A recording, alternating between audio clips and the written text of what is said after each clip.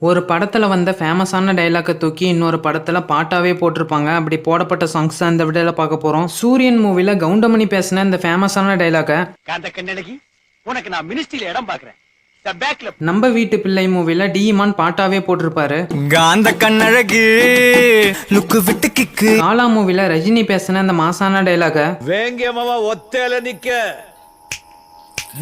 நட்பே துணை மூவில ஹிப்ஹாப் தமிழா பாட்டாவே மாத்திட்டாரு.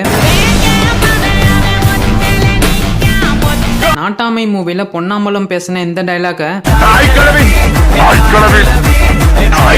திருச்சிற்றம்பலம் மூவில அனிருத் பாட்டா போட்டிருப்பாரு. வைதகி காத்திருந்தால் மூவில கவுண்டமணி பேசின இந்த ஃபேமஸான டைலாக